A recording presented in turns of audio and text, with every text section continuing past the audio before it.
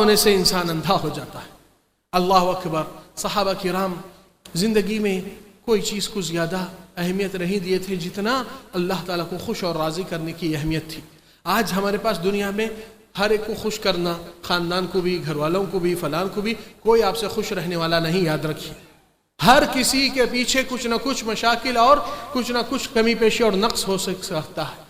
زندگی میں اگر ایک انسان کے ساتھ آپ خلوص اور اخلاص سے، محبت سے اس کے ساتھ برتاؤ کرتے، اچھے چیزیں پیش کرتے ہیں، ہر بھلائی اس کے ساتھ ہمدردی، ہر اچھا سلوک، آخری میں آپ سے ایک چھوٹی غلطی ہو جاتی ہے تو وہ برا مان کر آپ سے بائیکاٹ ہو جاتا ہے۔ کیوں؟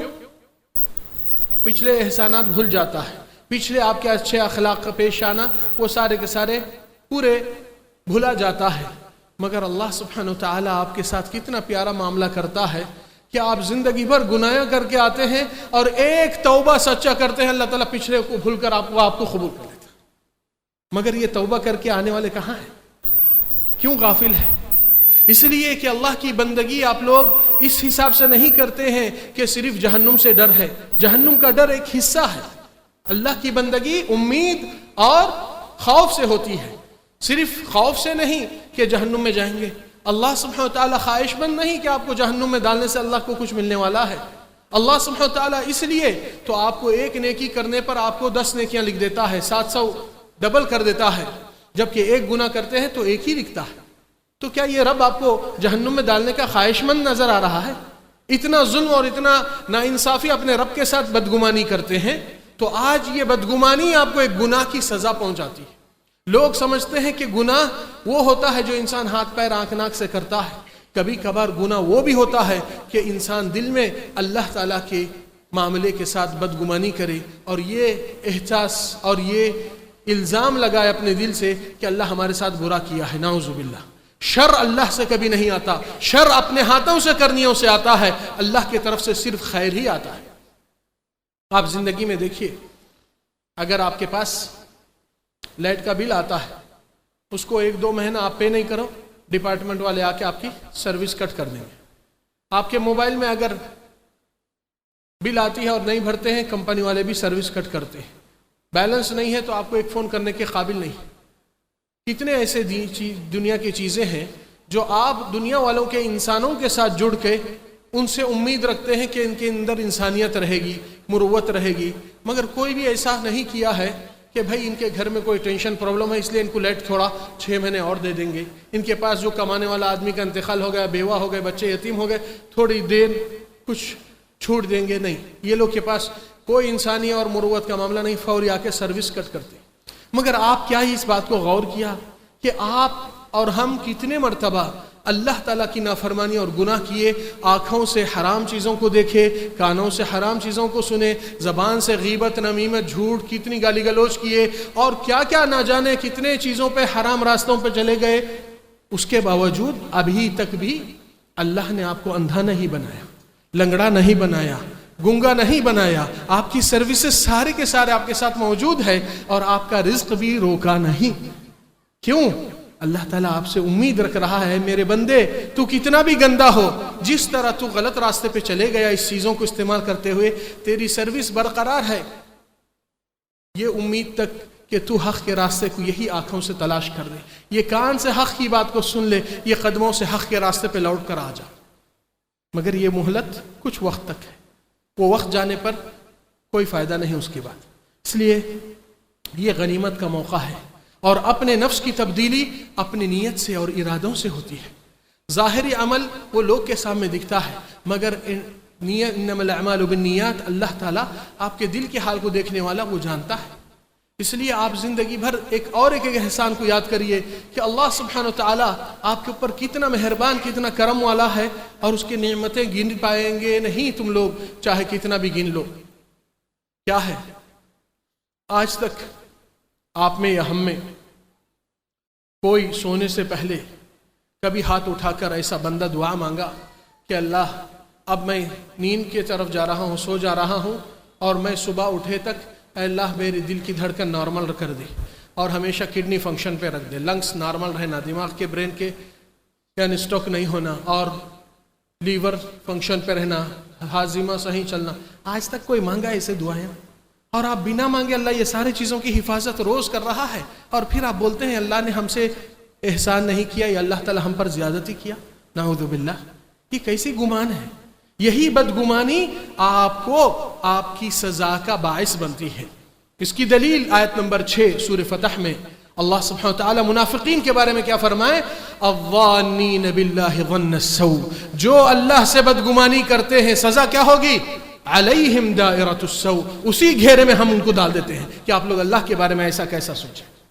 تو جو بلا یا مصیبت آپ کی گناہ سے ہوتی ہے اس کو ہٹنا ہے۔ ان اللہ لا یغیر ما بقوم حتی یغیروا ما بانفسہم، تبدیلی کے لیے جب تک آپ قدم اور ارادہ اپنی نفس سے شروع نہیں ہوتا ہے تو کوئی تبدیلی آنے والی نہیں ہے۔ اس لیے نیک صالح اعمال کے طرف آپ لوگ جستجو اور اپنا عمل لے کے آگے بڑھ جاؤ، کیونکہ اس وقت نہ کوئی بیوی بچے آتے ہیں، نہ کوئی ڈگری، نہ کوئی پوسٹ، نہ کوئی مال و دولت۔ یوم لا ينفع مال ولا بنون الا من اتى الله بقلب سلیم، جس دن کوئی مال و دولت کام نہیں آتی مگر ایک صحیح سلامت دل ایمان سے بھر کر اللہ تعالیٰ سے اچھی امید لے کر جو پیش آتا ہے وہی کامیاب ہوتا ہے۔ اس لیے بھائیو دھوکے میں مت آئیے کہ میں موحد بن گیا تو ختم، میرے لیے کوئی عمل کی ضرورت نہیں۔ ہم کو عمل کی بہت سخت ضرورت ہے، اور کون سی ادا کون سے وقت پہ اللہ تعالیٰ کو پسند آ جاتی کسی کو پتہ نہیں۔ اس لیے نیک صالح عمل سے ایمان والے ہمیشہ جڑے ہوئے رہتے ہیں۔ سستی منافقین کے پاس نظر آتی ہے، سستی بے ایمان والوں کے پاس نظر آتی ہے، اور آپ اور ہم اللہ سے پناہ چاہتے ہیں کہ اللہ ہمارے دلوں کو ہر نفاق کی صفت سے پاک صاف کر دے، رب العالمین ہر بے ایمان صفت سے ہم کو پاک صاف کر دے، اور اللہ تعالی ہماری کوتاہی اور گناہیاں اور بدگمانیاں اور جو کچھ ظاہر یا اندر سے یا پچھلے یا آگے سے یا جان بوجھ کر یا انجانے میں جو گناہ ہم سے سرزد ہوئے، اللہ تو ہماری مغفرت فرما کر توبہ قبول کر دے۔ اور ایک بات بھائیو، اللہ سبحانہ وتعالی اس دنیا کی نعمتوں میں بہت سے امتوں کو کبھی دیکھ کر آزماتا ہے، کبھی روک کر آزماتا ہے، اور آج امت کے اوپر بہت بڑی آزمائشیں گزر رہے ہیں، جیسا کہ برما میں آپ سنتے ہیں، افریقہ میں بھی، اور آج شام میں حلب میں جو ہو رہا ہے یہ کسی اور کی وجہ سے نہیں بھائیو، یہ آپ کی اور ہماری کچھ امور کو تبدیل کرنا دلوں میں ضروری ہے۔ کیونکہ آپ جانتے ہیں صالح علیہ السلام کی قوم میں جو اونٹنی کو مارنے والا وہ ایک ہی شخص ہے، اس کے ساتھ سازش کرنے والے 9 آدمی تھے جو برائی بربادی اور برپا فساد کرتے تھے بستی میں، اور بستی والوں نے سب کے سب خاموشی اختیار کر چکے ہیں، تو سزا کیا ہوئی کہ سب کو سمٹ گیا، عذاب جب آ کر لے کر چلا گیا۔ کیوں؟ کیونکہ گناہ وہ نہیں ہے جو گناہ کرنے والا اس سے ہوتا ہے، جو حق کو جان کر خاموشی اختیار کرتا ہے وہ بھی گناہ میں شامل ہو جاتا ہے۔ مجرم قتل کر کے مرڈر کرنے والا نہیں، دیکھ کر خاموشی اختیار کرنے والے، جرم کو چھپانے ڈھانپنے والے بھی مجرم ہوتے ہیں۔ آج ہمارے اور آپ کے اندر کتنی ایسی باتیں ہیں جو اس ایمان کو سچائی کی طرف لانا ضروری ہے، حق کی بات کڑوی لگتی ہے مگر آپ کے فائدے میں رہتی ہے، اس کو قبول کرو دل کھول کر، آج کل آپ کے لیے فائدے مند ثابت ہو جاتی ہے۔ صحابہ کرام کی جستجو اور تڑپ یہی تھی کہ اللہ تعالی ہم سے یہ قبول کر لے، اللہ یہ ہم سے قبول کر لے۔ تو بھائیو ہمارے اندر بھی ایک جستجو، ایک حوصلہ ہونا ضروری ہے۔ الحمدللہ نیک صالح اعمال بہت زیادہ بے شمار ہے، اور ان میں سے اللہ سبحانہ تعالیٰ کے گھر کی تعمیر اور آباد کرنا، الحمدللہ کام یہاں پہ چل رہا ہے کافی وقت سے، اور امید رکھتے ہیں کہ آپ لوگ کے ہمت اور کوشش اور اپنے ایمان کی جستجو سے اس کام کو الحمدللہ تکمیل تک لے کے آئیں گے، کیونکہ یہ ہماری ایمان کا اڈا ہے، ہمارے ایمان بڑھانے کی جگہ ہے، ہماری بیوی بچوں کو جہنم سے بچانے کا مقام ہے۔ تو اس کے لیے کیوں جستجو نہیں ہوتی ہے؟ اچھا کھانا، اچھا دواخانہ بتانا یہ سب آتا ہے، مگر جہنم سے بچانا کیوں نہیں آتا ہے؟ کیونکہ ہم نے ایمان کے اڈے کو برباد کر کے چھوڑا ہے، انتظار کرتے ہیں دوسرے کریں گے۔ ارے بھائی تو پھر تم کس کام کے ہیں؟ اسلام کے اوپر ایک بوجھ زحمت بن کے آئے ہیں، تو پھر مسلمانوں کے اندر ایمان والوں کی ضرورت ہے، صرف مسلمانوں کی نہیں، کیونکہ مسلمان منافق بھی بن جا سکتا ہے اور مسلمان صرف مسلمان کے حد تک رہ سکتا ہے، مگر ایمان والا بننے کے لیے اس کا ایمانی عمل سامنے آنا ضروری ہے۔ اس لیے اللہ سبحانہ تعالیٰ سے ہم دعا اور امید کرتے ہیں کہ رب العالمین ہم سے اور جو بھی ہمارے بھائیاں اور جو بھی پچھلے وقت اور آگے بھی اس مسجد میں تعاون کرتے ہیں، اللہ ان کی مغفرت فرما کر ان کی والدین کی مغفرت فرما، رب العالمین ان کے مال و اولاد میں صحت و برکت اور رزق میں وسعت اور تندرستی عطا فرما دے۔ اللہ تعالی ہماری دعا ہے کہ شام اور حلب میں جو ہمارے بھائی بہنیں آزمائش اور تکلیف سے گزر رہے ہیں، اے اللہ اس تکلیف سے ان کو تیری پناہ دے کر ان کو ہر شر اور وبال سے محفوظ فرما دے، ہر باغی اور ظالموں کی سازشوں سے اللہ تعالیٰ ان کو بچا کر حفاظت میں تیری پناہ میں رکھ دے۔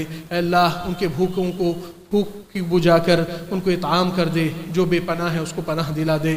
اللہ تعالیٰ ان کی جان و مال، عزت و آبرو کی حفاظت فرما دے۔ رب العالمین ظالمین جتنے بھی اس سازش میں ملوث ہے، اللہ تو ان کو برباد و نیست و نابود کر کے خاتمہ کر دے، جس طرح فرعون اور عاد و ثمود کو خاتمہ کیا۔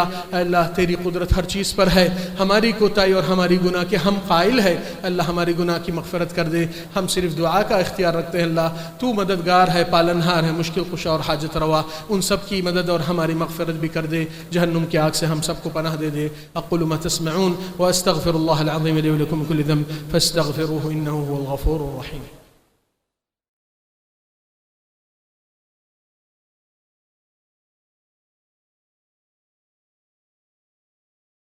الحمد لله رب العالمين والعاقبة للمتقين ولا عدوان إلا على الظالمين، وصلي وسلم على رسوله الكريم نبينا محمد وعلى آله وصحبه أجمعين. أما بعد إخواني في الله، فينبغي أن نعلم أن الله كما قال إنما يعمر مساجد الله من آمن بالله واليوم الآخر.